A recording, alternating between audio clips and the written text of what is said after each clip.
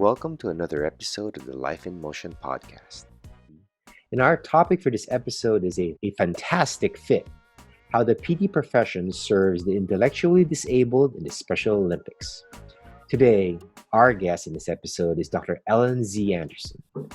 She is an associate professor of physical therapy at Rutgers and serves as assistant director of a pro bono student-run physical therapy clinic, and serves as the Special Olympics Global Advisor for Young Athletes. Dr. Anderson, thank you for joining us. Hi, Ben. It's a pleasure to be with you tonight. Yes. Could you please tell us more? What is exactly the Special Olympics? Can you give us a brief overview of its history, its mission, or its vision? Sure. Special Olympics is an organization that was started in Kennedy Shriver. And what she wanted to do was provide sports training and competition for people with intellectual disabilities, because Mrs. Shriver had a sister with intellectual disabilities. And so from having, a camp in her yard to being able, to turning it into a worldwide movement that's happened, pretty quickly. It's been, 50 some odd years, and it's created such a worldwide movement. And the mission of Special Olympics really is affording training and competition for people with intellectual disabilities so that they can learn about their own strengths, about working with others, about possibilities that exist through the world of sports, and even beyond that. It sounds like it's facilitating having fuller lives, no matter what particular conditions you're born with or society has said you might have. I love how it's just expanding the possibilities for people that otherwise might have been hemmed in. That's exactly right, and it's providing a chance to engage in activities just like people without intellectual disabilities. And Nelson Mandela was quite a sportsman, and he had a strong relationship with Special Olympics, and he has several quotes about sport. And I just wanted to read one that I thought was really poignant for this time. He says, "Sport can create hope where once there was only despair, and many Special Olympics athletes report that." He also said, "It's more powerful than governments in breaking down racial barriers. It laughs in the face of all types of discrimination." Wow. And so I think there is quite a power in sport. Right. Man, I went to this podcast thinking, oh, okay, we're going to learn about how we're going to help folks who, maybe didn't get a fair shake on what's a possibility for them. You wouldn't think that somebody as renowned as Nelson Mandela would have an impact on such a group of people who could really use that kind of love and that attention that maybe society did not give not too long ago. Exactly. Mm-hmm. Now, how did you, as a PT professional, get interested in working with athletes of Special Olympics? Mm-hmm. Well, back in 1997, Special Olympics decided that they were going to have a program called Healthy Athletes. And Healthy Athletes is made up of a lot of disciplines. And at the time, there was a partnership, and there still is a partnership, between the American Physical Therapy Association and Special Olympics. And a screening tool was developed. And there was a call out for physical therapists to begin to bring fun fitness, as our program is called, to state events. And because I had been working with Special Olympics through UMD&J, which was the institution before it became Rutgers, I had an exposure to the organization, to Special Olympics New Jersey. And so when this partnership happened between APTA and Special Olympics, it just made sense that I would try to spearhead that in New Jersey. And since that time, Special Olympics does trainings for clinical directors for Fun Fitness in every state and in many countries around the world. So Olympics, I mean, I'm just taking my mind from regular Olympics, which is an event that happens every 4 years. Is there like a similar pattern for the Special Olympics? Yeah, so what happens is that there's always going to be some regional competitions, Ah, okay, and right. and most states will have a yearly competition, Yearly, yearly. a yearly. Mm. When it comes to a national event, it's often just like it is in the Olympics, where a country will have its winter games, and then Mm. 2 years later it will have its summer games, and Oh, so it okay. will alternate like that. And then every 4 years, there's also a World Games. Mm. Wow. Has the US been a recent, I guess, host country? Has that happened lately? Yes, so in 2015, I hope I have, yes, Mm. 2015, the United States hosted the World Games in Los Angeles. And I was fortunate to be able to attend that event. Oh, that's great. I guess there's so many people coming together and celebrating what can people do and not focusing what they cannot do. And that's just Oh, it was a magical time. It uh, really was extraordinary to mm, see the depth of commitment of these athletes, mhm.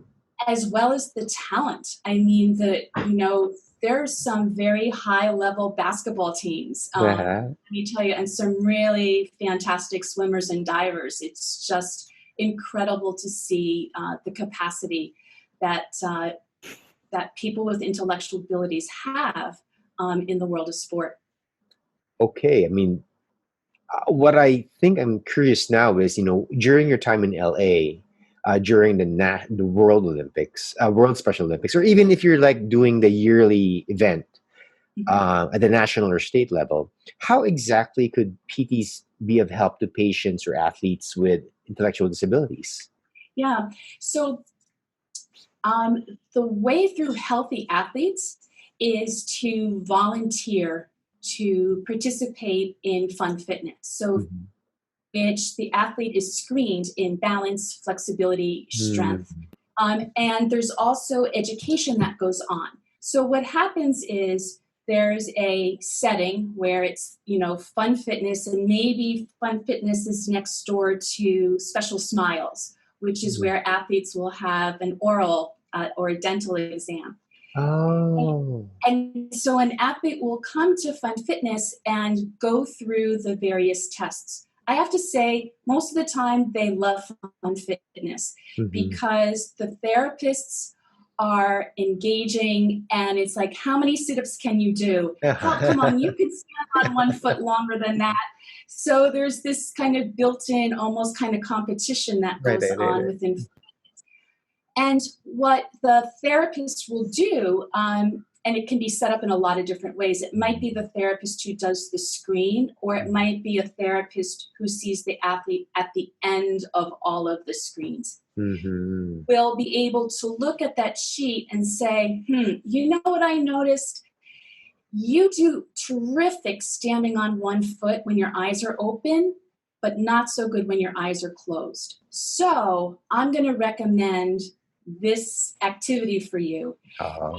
and make sure that you have a night light. So when you get up in the middle of the night and you Right, right, can't right. see, you'll be able to, get to the bathroom safely or something like that. So there's this education component that goes on based on that screen. So typically there's a call from the APTA New Jersey every summer to volunteer at the state games, which typically happens the second weekend of June. And that's where physical therapists can participate in this kind of screening event. I just realized in my background reading that there was a dental screen and there's a physical therapy screen and there's even other screens. And then I remember during my research for this topic, this is at no cost to the athlete. This is Correct. oh, that's great for families who might be, undergoing the challenges of having a family member with ID. That's just another blessing on top of the social experience. It absolutely is. There and there are many families localized services. They may not have someone in their community who has the skills to work with somebody ID to do an eye exam or to do a dental exam or a podiatric exam. But there are those professionals here in New Jersey in particular at the summer games at Healthy Athletes. That is so cool. That is so nice that's being done for this population that could really benefit from these services. Yeah. Now, does helping the athlete in Special Olympics, do you think they could influence yourself or anybody who works with them on your outlook for your other patients or for your clients or even for your professional life just because of experiencing this event with them? I absolutely think that's the case. Mhm. And there's one little stat I want to share with you, Mhm. and that is about the training that goes on. So Special Olympics is committed to do healthcare provider trainings so that more healthcare providers feel comfortable in working with people who have intellectual disabilities. And so to participate in Fun Fitness, for example, you'll volunteer and you'll go a half hour or 45 minutes early before the event and learn how to perform the screen. And learn a little bit about what this experience is about and how best to communicate with some of the athletes that will be coming through. So when Special Olympics looked at their training program for health professionals, they found that over 75, over 70% said that they felt significantly more comfortable in being able to gauge their communication with people with intellectual disabilities after the training and the Mhm. participation in the event. And they also felt that they were much better prepared to actually do physical exams and make recommendations.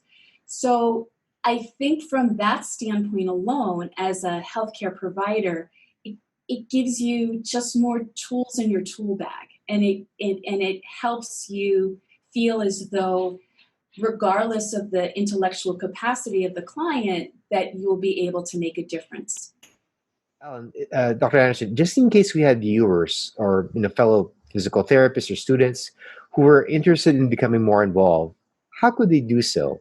I mean, what resources are available to be able to participate, or a website they can go to participate in Special Olympics as a physical therapist?